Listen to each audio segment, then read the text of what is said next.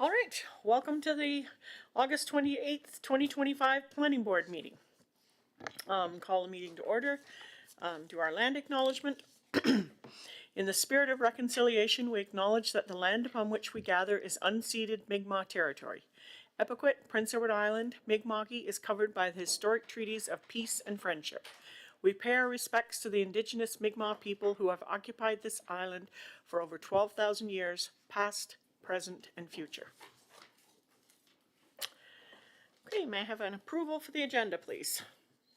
Cameron, second by Louis.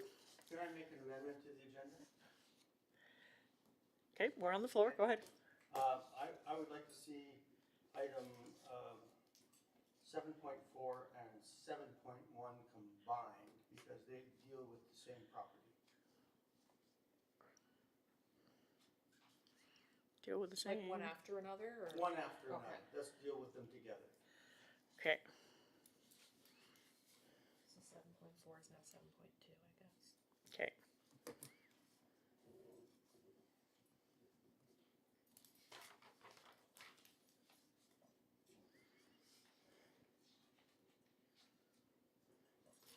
Okay. All in favor? Aye. Okay.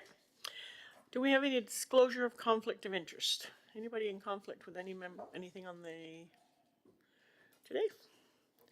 All right. Can I have a motion for the adoption of the July 24th Planning Board minutes? Okay, moved by Louis, second Sean. Any errors, omissions?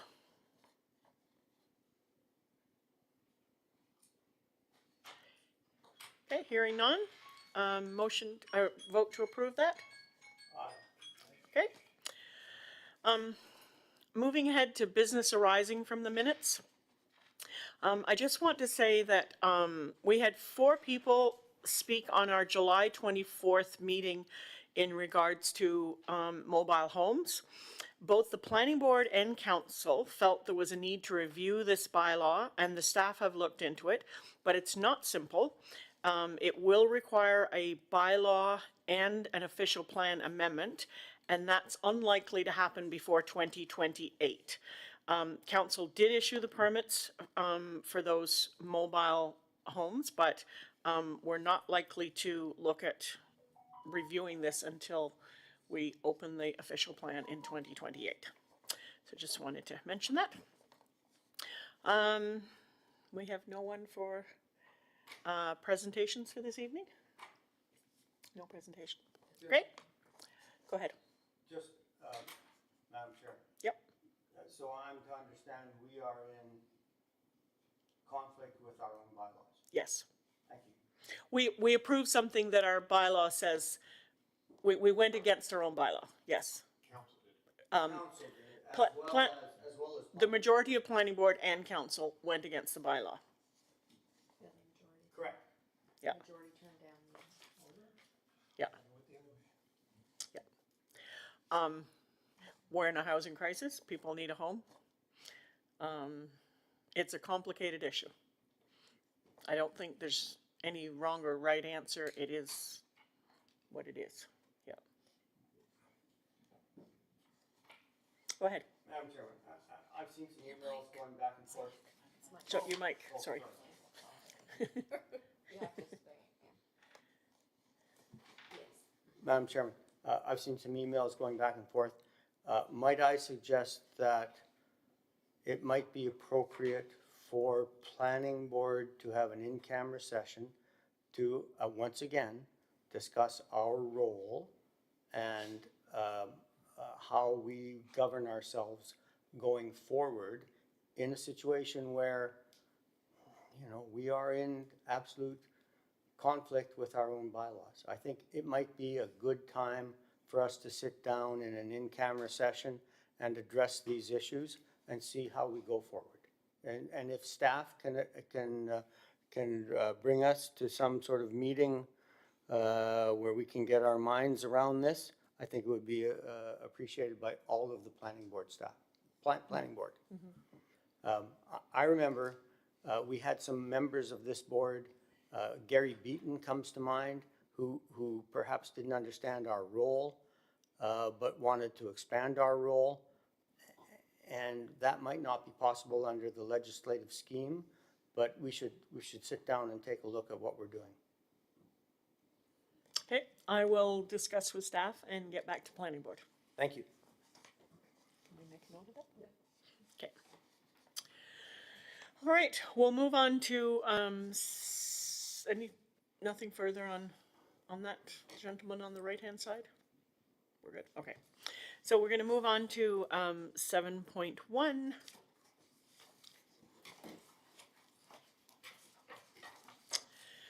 Okay, this application concerns the sighting of a recreational vehicle for 120 days on PID 1034396 at 1505 Queens Road. The key planning issues associated with this proposal are considered to be sewage disposal arrangements during the temporary sighting of a recreational vehicle, impact upon adjoining properties, and the removal of the structure.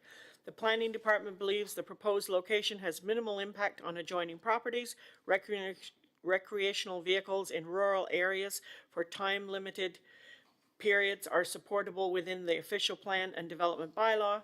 The proposal is recommended for approval subject to permit conditions. So, the planning board recommends to mayor and council to approve the sighting of a recreational vehicle for 120 days, excuse me, on PID 1034396, 1505 Queens Road. Condition 1, the development permit application dated August 18th, 2025. The permit is valid for 120 days from the date of issue, after which time the recreational vehicle must be removed from the site. Sewage and gray water must be disposed of properly into an approved septic system or pumped from the holding tanks and disposed of properly. Condition 4, the plans condition site plan received August 18th, 2025.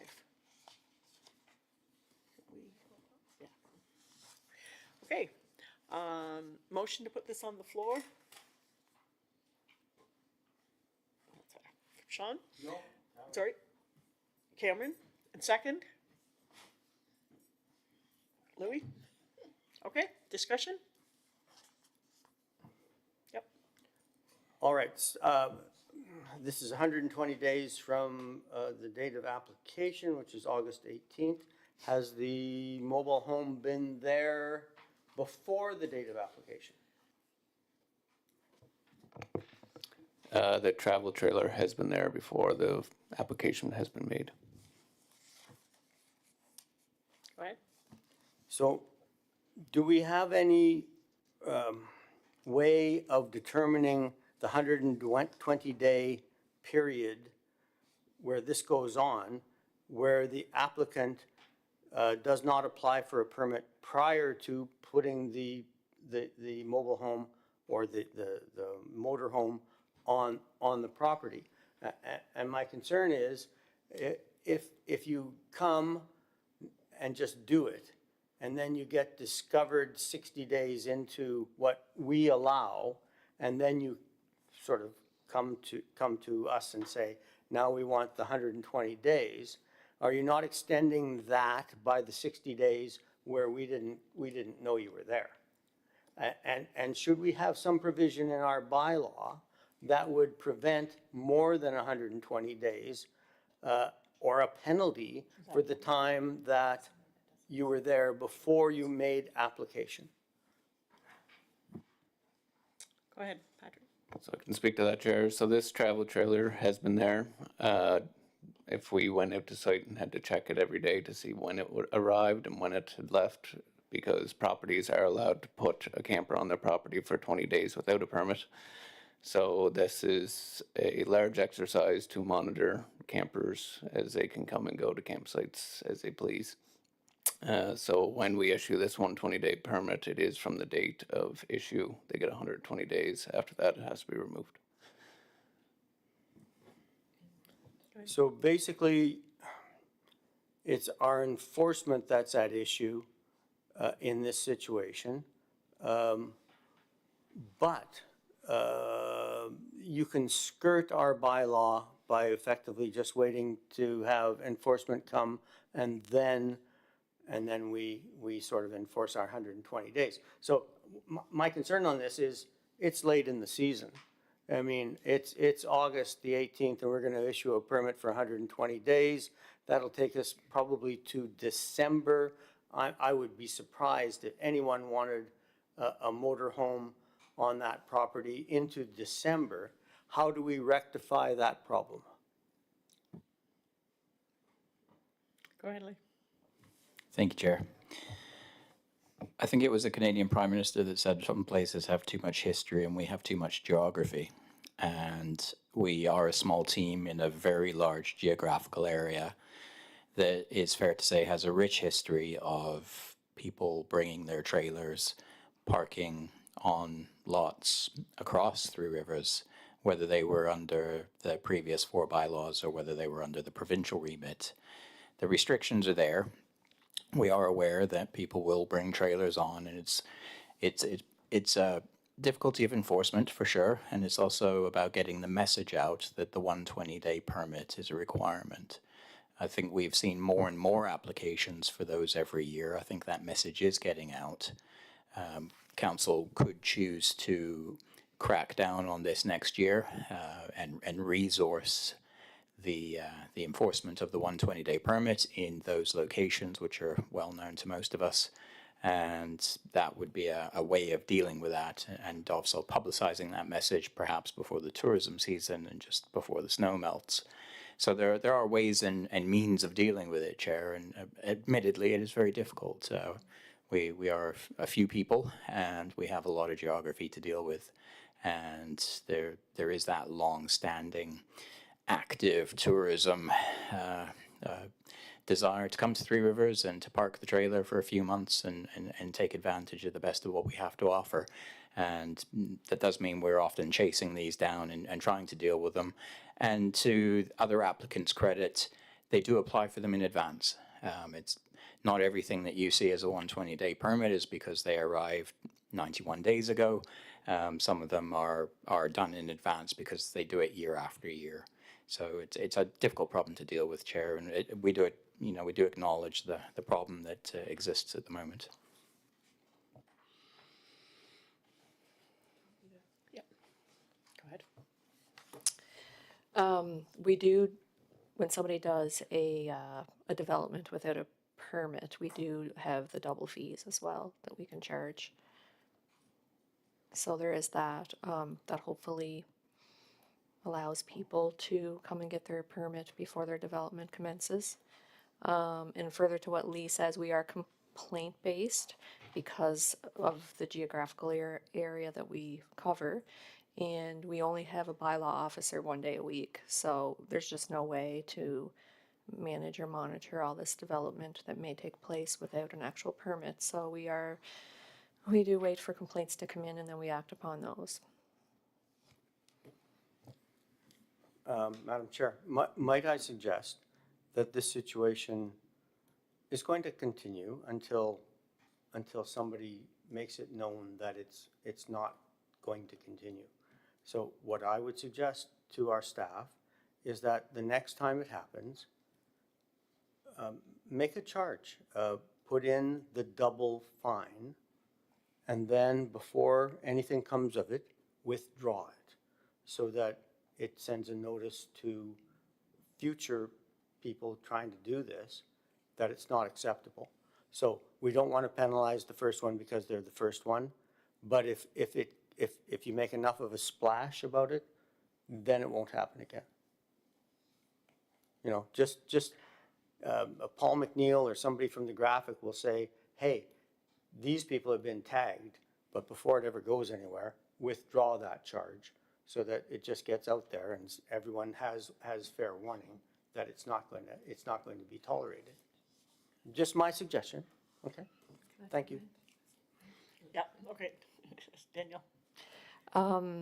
We can't really withdraw the charge, unfortunately, because we have a fees table that's supported by a bylaw that states what we can charge and why we charge it.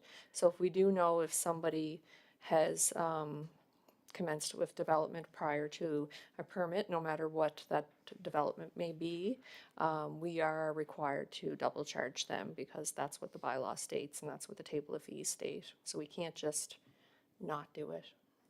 Okay. If a charging authority has no authority to withdraw the charge, they should have.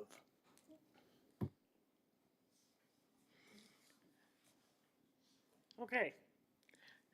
Cameron?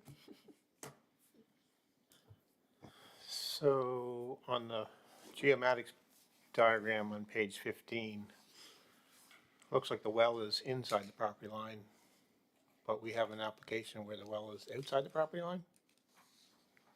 Chair? Go ahead, Patrick. I believe the well is on the property and the pump house is on the property as well. And we have an application for a pump house on its property.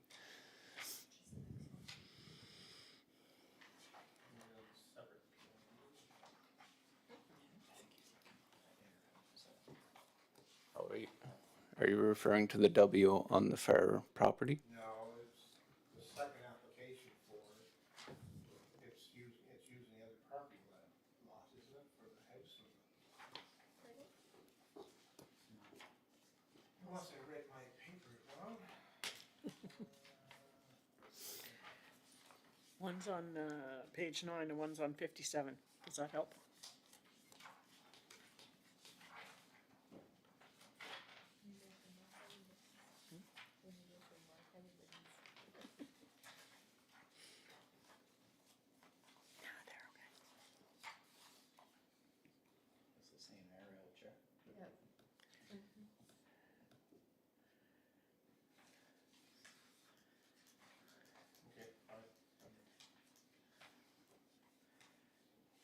We're good? Yes, so. Okay.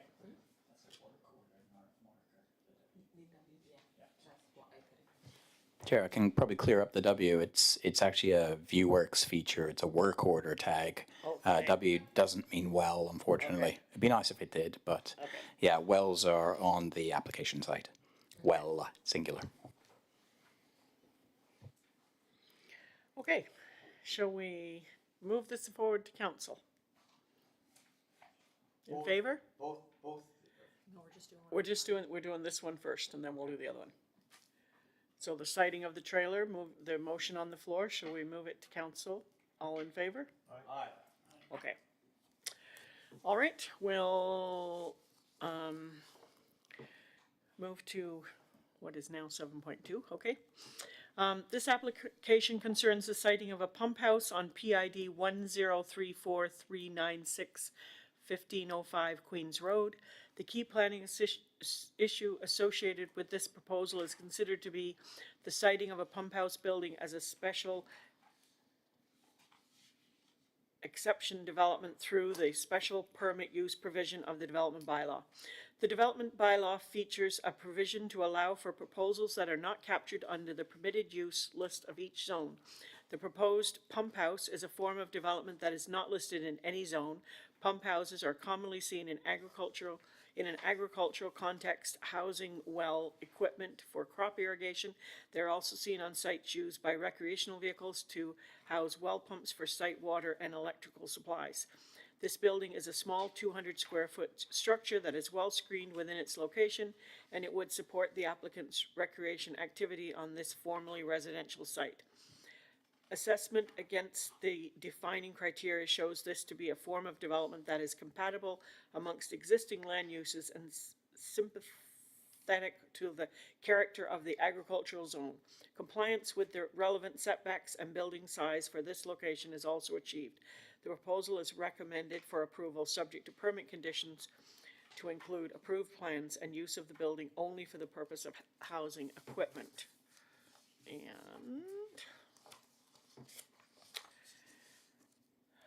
And therefore, the planning board recommended to mayor and council to approve the siting of a 200 square foot pump house on PID 1034396 1505 Queens Road as a special exemption development.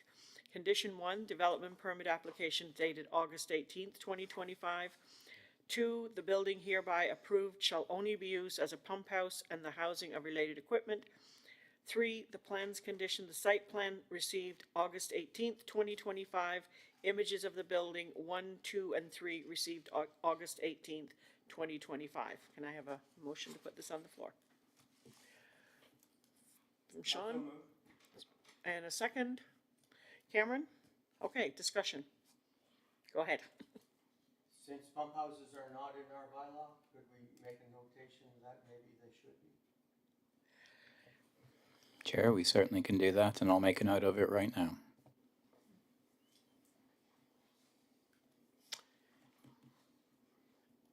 Anything else? I think it is very difficult to include every last little thing in our bylaws, right? So I think this falls under that. Go ahead. All right, Madam Chair, that's correct. It's difficult to include everything, but what I've seen in the last 5 months is numerous applications for motorhomes coming in, and they all need water. And so I think the solution to it is they're gonna drill, have a pump availability for water somewhere. Maybe they're gonna cover it, maybe they're not going to cover it, but we're gonna be digging wells. You know, it maybe we can't cover everything, but we can cover this. Okay. Okay, planning staff have noted it. Okay, all in favor of moving this forward? Aye. Okay, motion carried. Okay.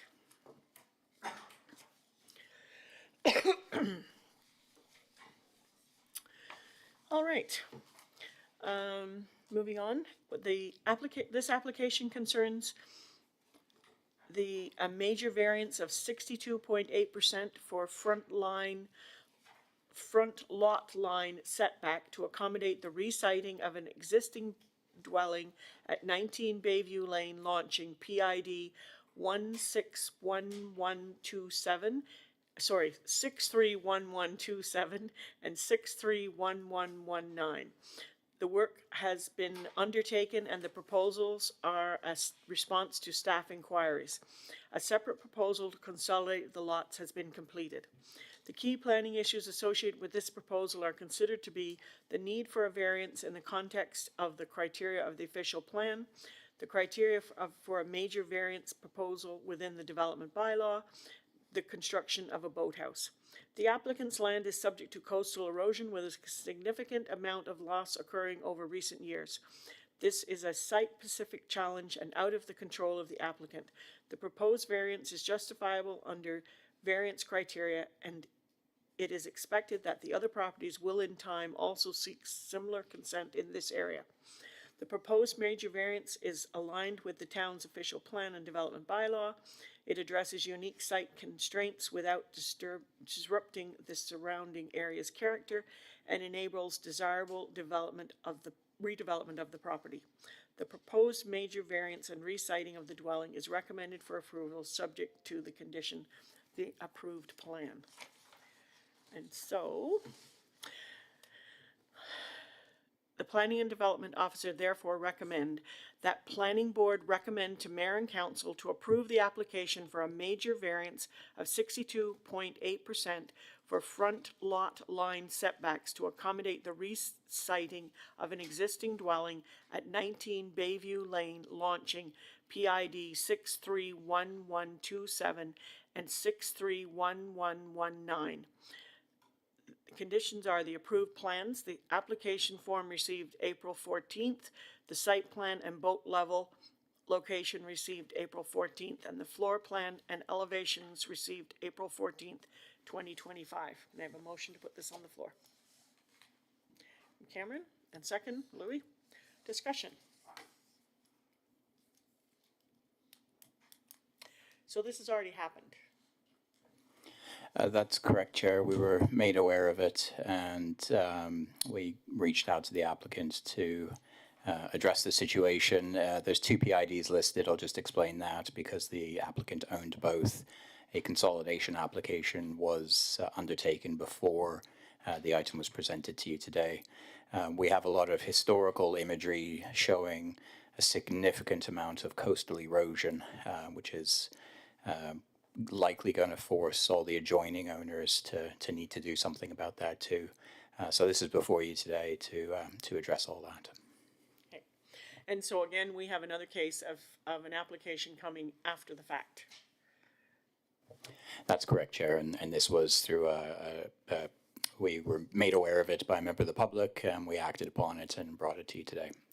Of course, because of the major variance, but that's part of the investigations that we do brings these forward. So is there a penalty for this, for coming after the fact? Not for the consolidation, because that's not an enforcement matter. That was a procedural matter, and it's double fees for the remainder of the application. Okay, thank you. Anybody have any comments, questions, discussion? I'm just wondering, going forward, if we're going to see more of this coastal erosion issue, and if we should set a policy where we try to accommodate the reciting of these properties. I don't want to deal with this piecemeal. I think when you have this type of situation, we could deal with it piecemeal, and it could come with us.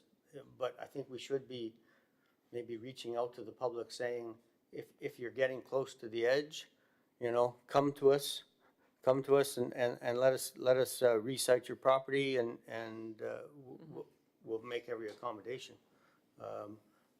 That may not be public knowledge right now, and I think we should maybe set a policy that we're going to do this, and let the people come to us and say we're going to do it, and we'll welcome that, because it's going to happen. I'm sorry, it's going to happen. Anyway, those are my thoughts. Okay. Anybody have anything else? Are we in favor of moving this forward to council? Aye. Okay. All right, we will move on to, where am I?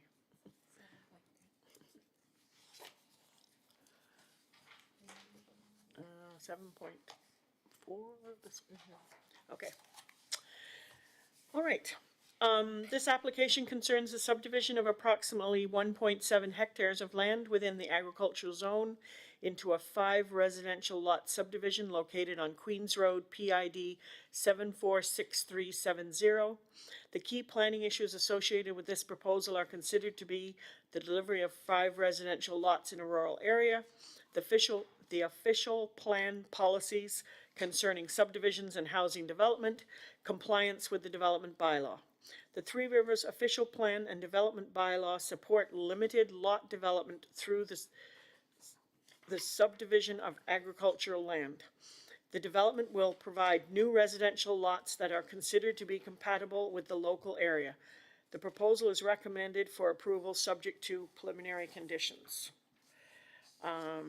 The Planning and Development Officer therefore recommend that the Planning Board recommend to Mayor and Council to grant preliminary approval for the 5 residential lot subdivision located on Queens Road, PID 746370, with the following conditions.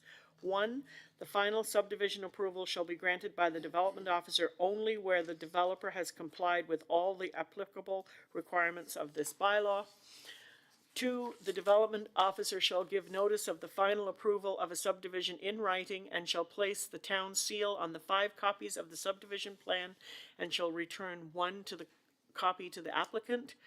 3, the applicant is required to submit to the Development Office a site suitability assessment completed for all lots before the final survey plan is registered. Lots are to be categorized and meet minimum lot area and lot width requirements for lots on private services. 4, final approval of a subdivision plan shall not be given by a Development Officer until all conditions have been discharged. A, the survey plan has been submitted for recommendation to any appropriate provincial or federal government department. And B, any other pertinent documents have been prepared and concluded to the satisfaction of the development officer. 5, the following constitutes the approved plans. The development permit application received August 8th, 2025. The preliminary plan drawing received August 8th, 2025. Okay, can I have a motion to put this on the floor?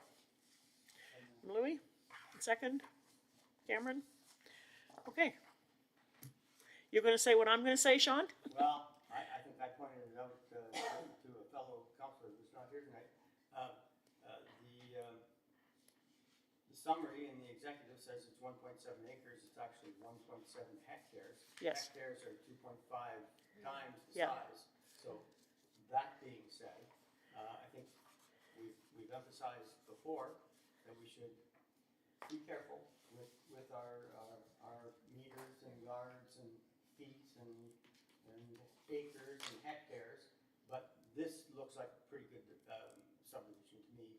If it's, and it would be fine if it was 1.7 acres because it's serviced. Sorry, it's 1.7 acres if it's serviced. You could have very small lots. I mean that doesn't bother me at all. But you know, it's hectares, so it's a really good development. So I'm going to vote in favor of it. Okay, microphone. So what I thought you were going to say, but what I'm going to say is that we need to be careful how much of our farmland we're turning into lots. And I get that that's what our official plan says and, you know, that we, and our bylaws say we can do this, but I think we need to be aware of how much it is. The subdivision that's right below me, that's being finalized, is scrubby land that you couldn't farm. It's not forestry. It's not, you know, it's not good for woods. I mean, it's ideal to create lovely spaces for homes, not affecting agricultural land. But I think that we have to be really careful how much. I understand how we got here, and that, you know, I have a lot of sympathy for farmers who need to sell land it's part of their retirement. They want to do what they want with their land.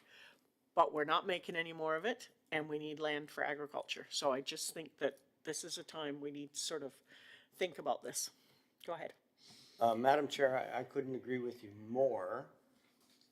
We have a housing crisis, but the housing crisis, you know, we have a 10-year official plan. We may have a housing crisis that lasts 4 or 5 years. When do we sort of say you can't do that with agricultural land, completely subdivide it? In this situation, however, this is serviceable. So it's a distinction I think we have to take into account. When we're servicing lots, it really doesn't say that it's agricultural land anymore. We're bringing the services out there. There's no services to this land. This land is about, Really? Did I read that wrong? 7 to 8 kilometers out to Queens Road. Okay. Yep. This is past me and I'm 6 kilometers, so it's, yeah. All right. Yeah, I agree with you then. you Yeah, know? this is agricultural land. So, not saying that we shouldn't approve this, I just want to say out loud that I think that we need to consider our land use. Anybody else, any comments? Cameron, yes? Yeah, just for future, I think on this application is one of the ones, but we usually get an aerial map of where this property is in relation to other properties. It's kind of nice to have that as an extra. The other thing is, the property, the layout of, I'm assuming he's keeping this as right of way for the rest of the field. But it conveniently looks like he could have 2 or 3 more lots on that, so. What happens if we add another lot on this in the future? Does he pay whatever's required for 6 lot or more subdivision, or how does that work? Thank you, Chair. You are correct. It's missing an aerial photograph. I wrote this one when I came back off of vacation, and that is why your agenda is so large. Unfortunately, we try to get as many into the system as we can for our applicants to avoid delays, knowing full well that this had to come to Planning Board and Council Had we not done that, they'd be waiting for the next meeting in September. So apologies for that. And obviously arising with the slight error, Chair, of hectares and acres, but I believe we mentioned it was nearly a 70-acre full-size lot in the body of the report. The additional lot question, now lot design should allow for future expansion. That's in the development plan documents. So the design of the layout, as you can see, ends in a cul-de-sac. We may see more lots when we start to get into the numbers that trigger engineered road design and things, that those will trigger.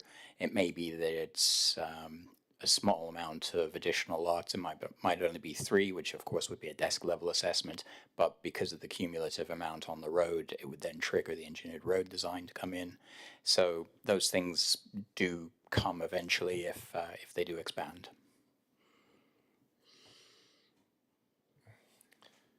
And the applicants are aware of such requirements for if they add more lots, they have to make sure that road is upgraded.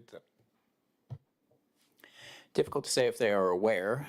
We are certainly aware, and we would certainly advise them of that. We wouldn't miss out on that opportunity.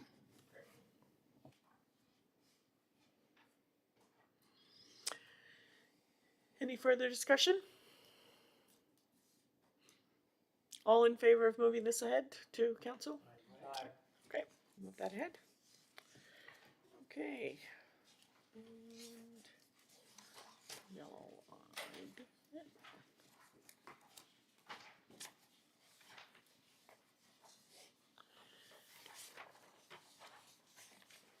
We're up to here.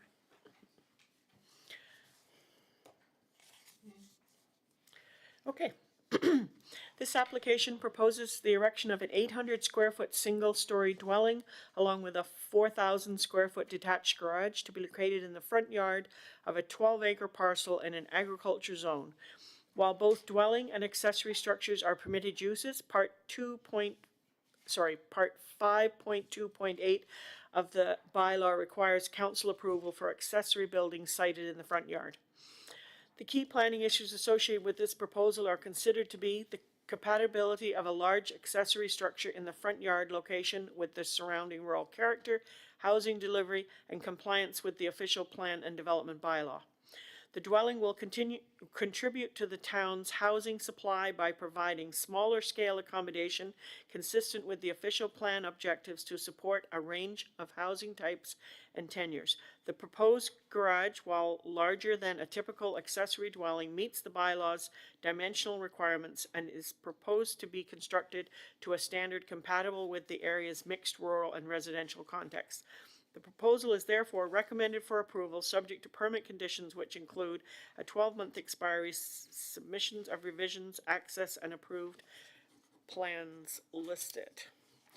And so, the Planning and Development Officer therefore recommends that Planning Board recommend to Mayor and Council to approve the siting of an 800 square foot dwelling with 4,000 square foot detached garage in the front yard at Campbell Road, PID 551416.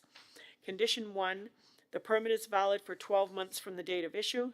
2, all work must be undertaken in accordance with approved plans, including the use, location, and dimensions provided. Any proposed changes or revisions must be submitted to the town for approval. 3, the applicant is advised that the additional access to Campbell Road will require an entrance permit from the Department of Transportation and Infrastructure. 4, the approved plans are the application form dated August 15th, site plan dated August 8th, front, rear, side, and floor plan of the house dated August 8th, and the front, rear, side, and floor plan of the accessory building dated August 8th, 2025. I have a motion to put it on the floor, please. From Louis, second by Cameron. Discussion.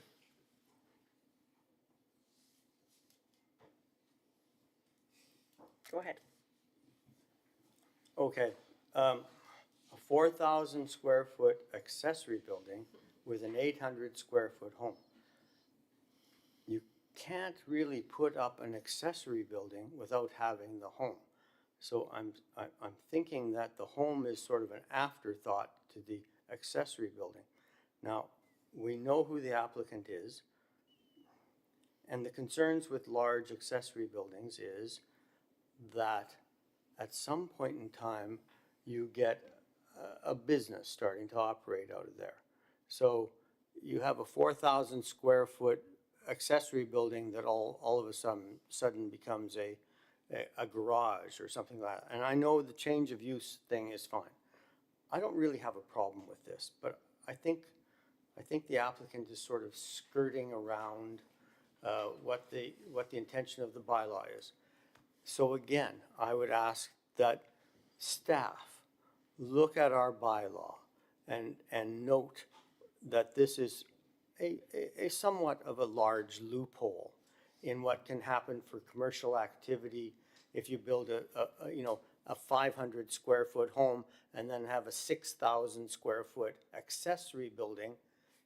You're maybe within the bylaw, but is that what we really want to do? So I'm going to vote for this. I'm going to note sort of those concerns and hope that staff will put it on the long list of things that we should be taking a look at. Okay. Go ahead. Chair, it wasn't lost on us the size of said building, so we did make an inquiry. And of course, it's not a laughing matter. It is an application at the end of the day, and it is driven by a person's private classic car collection.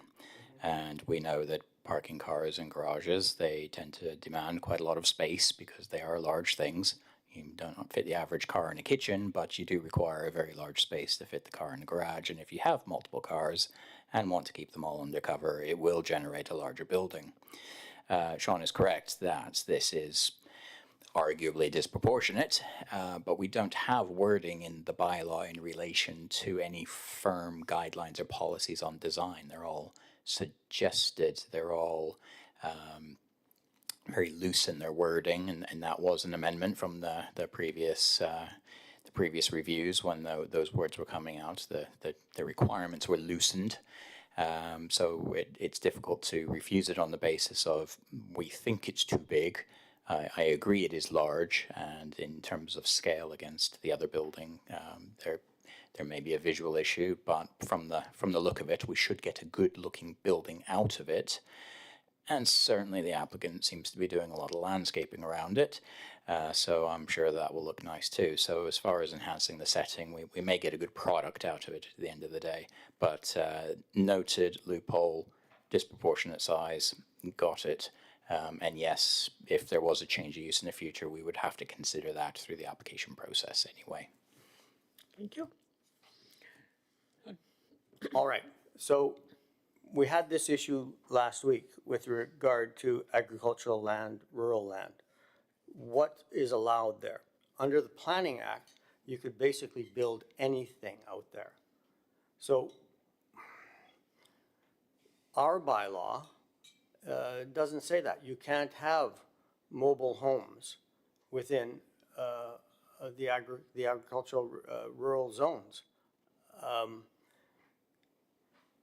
I don't know why we have to put up a house in order to justify a 4,000 square foot, basically a warehouse. You can call it an outbuilding, but 4,000 square feet. We're talking about warehousing vehicles. That's fine. Why are we going through this? What is wrong with our bylaws? What did the planning board do? Cameron, you were on this. Why are we jumping through hoops with this agricultural zone, rural zone, when the Planning Act basically said you could do anything you want out there? Shouldn't we be back? I mean, and we're going to take a look at this. I guess council is going to take a look and put it to an amendment of our bylaw that maybe happens in 2028. Why are we here? Why is this still happening? Bradley. Yeah, this is one of those applications that will raise your eyebrow when you think about it. You think, why is our bylaw working like this? Is this what you want in the middle of an agricultural zone? And remember, it's important not to mix agricultural zone with agricultural activity because the zone washes over a variety of land types. The bylaws as accessory buildings and through the OP will be permitted in all zones. So the principle is set. We have to accept the fact that if someone wants an accessory building, the principle is there that they can have one. A key thing being accessory to something. Now, had the applicant said, I'd like a warehouse, or any applicant for that matter, we don't have to focus on this one. Our development bylaw describes warehouses as a very different animal, a place of retail, a place of storage and distribution, not one or the other. So it very much is your typical go right from Costco to IKEA to DHL, that type of warehouse. The warehousing of a private car collection is really within the scope of someone's garage, which is what this is. So that's where we are with this one. We looked at this in quite some detail, and this is the best fit within the official plan and the bylaw, and hopefully it'll realize a good development at the end. But the issues are noted, and you are correct that the provincial act and regulations would allow anything everywhere. Because that's the lack of having an actual provincial development plan and an actual plan for the island and for the province. So there is no specific zoning for the province, we know that. And had this been an application that came under the provincial remit at the time, I doubt anyone would have batted an eyelid because it would have been permissible. We have a few controls, so we know that this isn't going to be a warehouse because we're not looking to have a warehouse. So we're not looking for that retail element. We're not looking for the traffic generation. Is that the correct activity for that rural area? So all of those things are not the case here. But your points, Sean, are noted, and to many extents, I agree with a lot of them. Okay. Just a last point on it. Sometimes you can mess with stuff. I mean, we have to be in excess of what the Planning Act says when we draft our bylaw. We have to meet it or exceed the restrictions of it. Going forward, we should take a little more care, maybe. That's all I'm going to say. Okay, your concerns are noted. Yep. Cameron. I guess the main thing I noticed was the north and south walls are backwards, I think. I don't know if it's applicant's application or the door being on I think it's on the south wall, not the north wall. But I don't imagine that has any change in the permit, but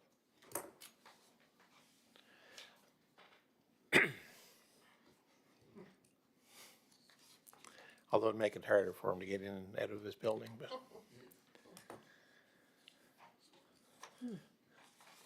but also with the large buildings, I know it was in Lower Montague you could build a boathouse in the front yard.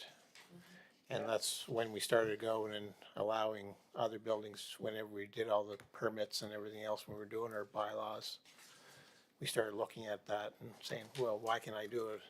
I can put a fishing boat in, but I can't go and have a truck storage or whatever for my garage. So anyway, yeah, I think the application, I think he's doing everything he can as far as the frontage on it. It looks like it's going to be a nice looking building on the front. It's well set back off the road, and I think the development will be great. Cameron, just to defend Lower Montague a little bit, because I live there. Fishermen seem to get the benefit of a lot of things. Farmers don't get EI, but fishermen do. Fishermen get boathouses. Farmers, get some benefits as well. Anyway, it's fishermen.